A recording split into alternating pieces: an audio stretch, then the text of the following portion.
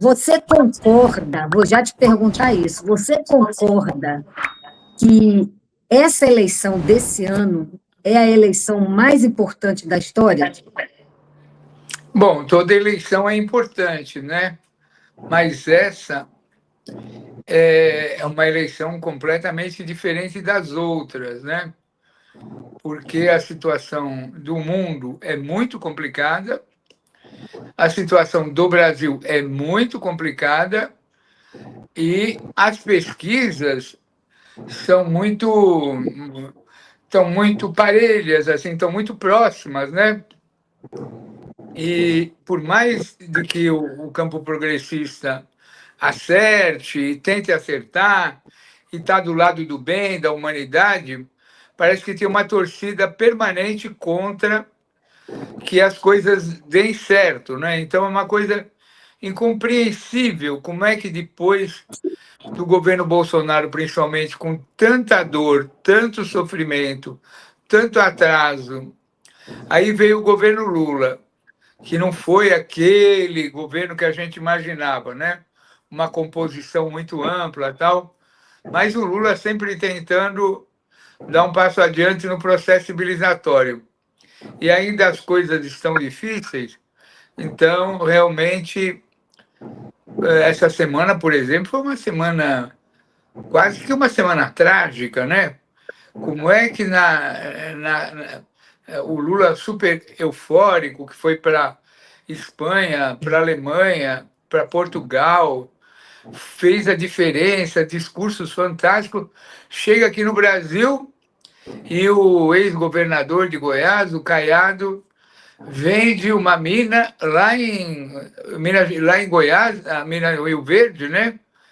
Para os americanos, para o governo americano, deixando de terras raras, deixando todo o Brasil perplexo, né? Então, você vê a dificuldade que nós temos de acertar o passo, e o pior é que a grande mídia corporativa das grandes famílias não traduz isso para o povo brasileiro, né?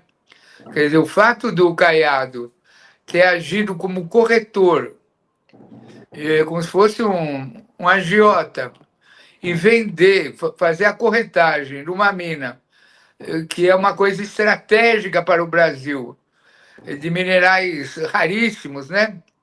Para fazer a transição do mundo do petróleo para o mundo dos carros elétricos e dos celulares e tal, e ocorre essa afronta. Mas vamos lá, levantar a cabeça. O Lula está vindo esse fim de semana para São Paulo para fazer alguns procedimentos médicos bem superficiais e vamos lutar. Nessa semana, realmente nós sentimos o golpe. Essa venda dessa grande mina lá em Goiás, porque na realidade só tem uma saída, né?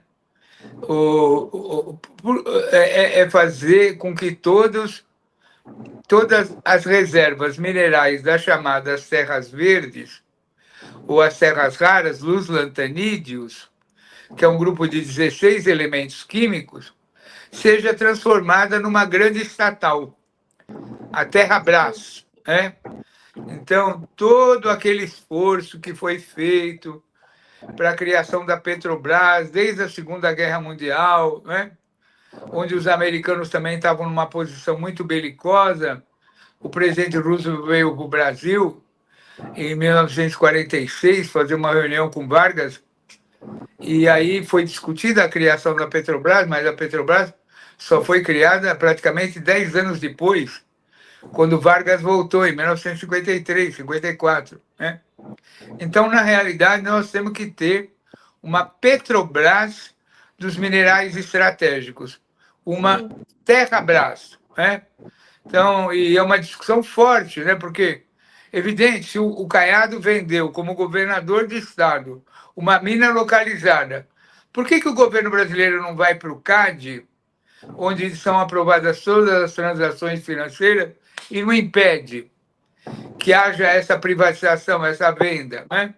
Então, você vê que tem uma questão diplomática terrível, né? Porque tudo estava indo num caminho. Bom, só estou dando um exemplo que como é que uma semana que começou tão bem, né? Com o Lula em Barcelona, na Alemanha, em Portugal, como um popstar internacional, dando a linha, fazendo volta para o Brasil e toma uma punhalada dessa nas costas. Então, Agora, sobre... Fala. eu queria só, eu vou passar para a Sara, mas eu queria, só porque você tocou em dois assuntos, né? Então, eu queria falar sobre esses dois, e aí vou jogar para você e Sara Miranda logo na sequência.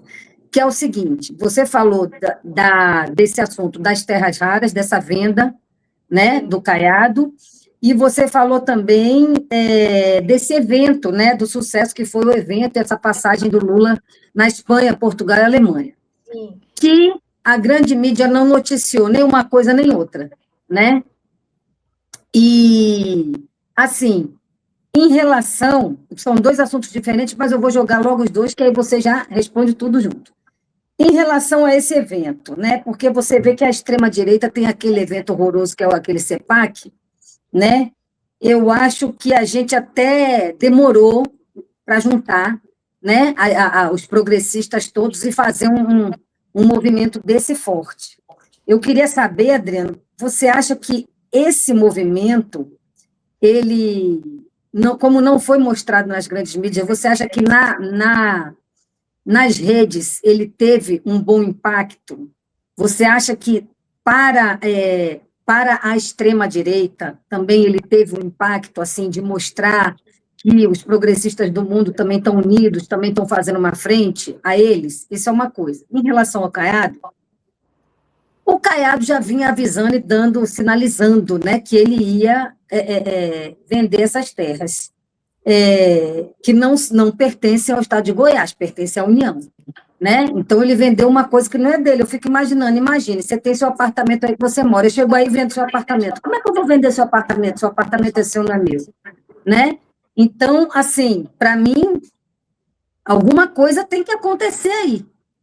Eu acho que nem o governo, nem o próprio judiciário pode deixar isso passar. Como é que você está vendo, assim, não essa atitude em si, mas como é que você acha que vai ser o desenrolar disso? Você acha que vai ficar por isso mesmo? Você acha que alguma coisa vai acontecer para que isso possa ser desfeito? A Sara vai perguntar ou eu posso responder? Não, você responde. Eu entro depois com outra pergunta. Ah, tá bom. Olha, o Lula, o governo Lula e a campanha tiraram um mote, uma linha, que a linha do Lula vai ser a defesa da soberania nacional. Sim. Né?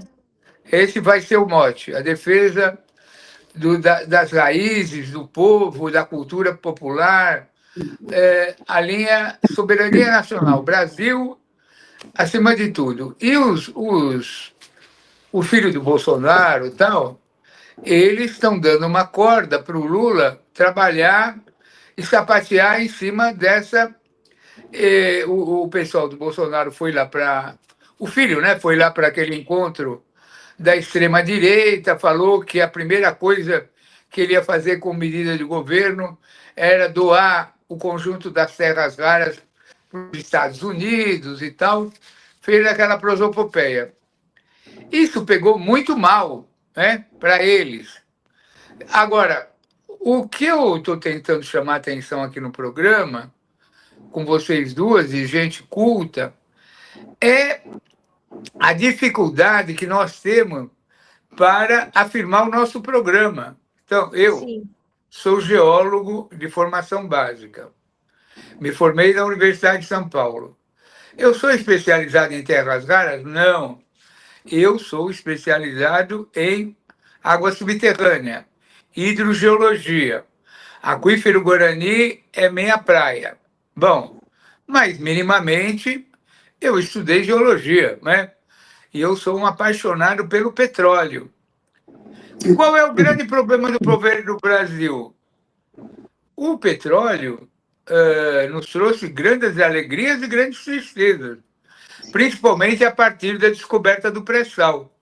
Daí foi usado todo aquele mecanismo da Lava Jato para acabar com o monopólio estatal do petróleo, tirar a Dilma e criar um sistema paralelo de venda e distribuição de petróleo. O que eu estou tentando dizer? O Brasil não percebeu que o ciclo do petróleo é quase um ciclo encerrado, que nós temos que nos preparar para a economia do século XXI, que é a economia sem carbono. Quer dizer, economia sem carbono?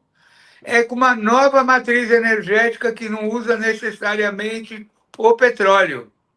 Você viu, desde que o Trump assumiu, qual foi a linha dele? Revogar todas as ações do Biden e do povo americano em relação à troca de matriz energética. E ele voltou toda a linha bélica dele para a questão do petróleo. Apontou para a Groenlândia, apoiou Israel na invasão de Gaza, está invadindo o território do Líbano, declarou guerra com o Irã, sequestrou o presidente da Venezuela. Enfim, toda a linha do Trump é a volta ao petróleo e a volta do imperialismo da forma mais absurda. Mas os americanos têm um olho no gato, outro na sardinha. Eles estão olhando no petróleo, mas eles sabem da necessidade dos minerais estratégicos. Então, como é que eu vejo o Lula? Eu vejo o Lula como um grande maestro de uma orquestra, mas uma orquestra que tem grandes músicos e tem músicos muito fracos, como, por exemplo, o ministro das Minas de Energia, o senhor Silveira, que eu chamo ele de Silveirinha. Silveirinha, do PSD, de dólar, é do mesmo partido do Caiado, é do mesmo partido do Kassab. Que Silveirinha estava fazendo lá que não avisou o Lula que os caras estavam prestes a fazer essa operação, né? Então, e esse Silveirinha, eu estou num programa aqui de pessoas muito educadas, muito cultas, como vocês duas, é aquele puxa-saco do Lula que anda com aquele bujão de Vale Gás de plástico, falando que vai distribuir gás de graça para o povo brasileiro. Mas só que esse cara se mete em tudo que é assunto, mas ele não faz o controle das terras raras. Então, quando é que foram descobertas as terras raras no Brasil? Agora? Não. Não, claro que Terras não. raras são antiquíssimas. Tem mais de 50 anos que o Brasil pesquisa os lantanídeos. E tem um mapa de todo o Brasil onde tem os lantanídeos, esses 16 elementos para a fabricação de ímãs. Imagina você, quando você faz uma ressonância magnética, quando você faz um exame de ressonância magnética, você toma um contraste na veia, que é de um desses minerais de terras raras, para fazer com que a possibilidade de haver anomalias, tumores, apareçam. Veja a importância das terras raras. Então, Sim. quem criou a Petrobras? Getúlio Vargas. E agora Lula, que diz que vai fazer todo o seu último governo voltado para a soberania nacional, está pressionado por uma coisa. Lula, crie a Terrabras, crie uma unificação de tudo que tem fora do petróleo, na área mineral, principalmente do grupo dos lantanídeos. Né? Isso seria uma coisa espetacular. Outra coisa, como é que o Caiado, como governador de Goiás, age como se fosse um corretor de imóveis, corretor de fazenda, vendedor de gado? E por que o governo brasileiro não vai para o CAD e contesta essa venda? Porque poderia parecer uma insurgência internacional, criar um caso gravíssimo de uma transação entre uma empresa americana, outra empresa americana localizada no Brasil, comprou. O que o governo tem que se meter nisso? Mas o governo tem que se meter nisso, sim. Claro. Como teria que ter se metido na privatização da Sabesp e deixou barato, não foi para o CAD. Como teria que ter se metido na privatização do sistema elétrico. Assumiu e deixou barato, eles venderam todas as usinas hidrelétricas do país. Então, tem alguma coisa no ar que a gente não consegue entender. Por que será que a gente, estando com toda a razão, com todos os argumentos, com a história ao nosso lado, nós não conseguimos fazer esse enfrentamento? Será que nós temos que ajudar o presidente Lula a chamar manifestações de rua, juntar todos os cientistas brasileiros e dizer como é que a principal ocorrência de terras raras do Brasil foi vendida a preço de banana para os americanos, né? Então, Embaixo tem do nosso algumas nariz. coisas... Pode falar. Embaixo do nosso coisas... nariz, né? Exatamente. Tem algumas coisas que a gente não entende. Agora, uma coisa nós temos que entender. E respondendo finalmente a pergunta. Tudo que eu falei aqui está na balança dessa eleição. Tudo que eu falei aqui está nos pesos de balança. É como se a gente não estivesse disputando a eleição Lula versus Flávio Bolsonaro. É como se a gente estivesse disputando uma eleição Lula versus Trump. Lula Exato. versus Milei. Lula versus a extrema-direita mundial. Sim. O que tem a ver com a ida do Lula para a Espanha, para a Alemanha, para Portugal, é que ele, embora seja nascido do terceiro mundo, ele é a grande esperança mundial da democracia no mundo. No mundo. O Zapatero levou o Lula lá porque o fato dele ter convidado o Lula, uma quantidade enorme de líderes democráticos mundiais foram lá por causa que o Lula foi. Então, você imagina a nossa responsabilidade e a responsabilidade do povo brasileiro e a própria responsabilidade do Lula, que o mundo inteiro está olhando para ele como um pacificador, né? Um cara que foi para a Alemanha e falou: cadê o Conselho de Segurança da ONU? Por que não reúne? Por que não acaba com essa barbaridade? Né? Então, você vê, o Lula, na realidade, ele nem precisava estar disputando esse quarto mandato. Ele podia falar: olha, eu quero ir para a ONU. Quero ir lá trabalhar na ONU. Quero ser o cara lá da... né? Substituir aquela Secretaria-Geral da ONU. Mas não, ele vai para o sacrifício, vai enfrentar uma quarta eleição, vai estado em estado, e esses Bolsonaro estão querendo tocar fogo no Brasil. Por isso que essa eleição é tão importante. Fala, galera da Folha TV, não se esquece de se inscrever aqui no nosso canal para assistir programas como Folha Notícias Manhã, Folha Notícias Noite, o nosso Folha Entrevista e o nosso Barzinho das Meninas. Muitas coisas bacanas a gente acompanha por aqui e a gente precisa muito do apoio de vocês para nosso trabalho jornalístico, investigativo, de curadoria de conteúdo, com vocês ajudando no nosso Pix, folhademocrata@gmail.com, ou mandando superchats, valeu demais, e os recursos financeiros, tornando-se membro do nosso canal, no nosso curso de jornalismo básico, para você ficar muito bem informado a respeito de tudo. Queridos e queridas, muito obrigado pela presença de todos vocês, vida longa e próspera, cuidem-se, cuidem dos seus, e não esquece de se inscrever aqui na Folha TV. Até mais!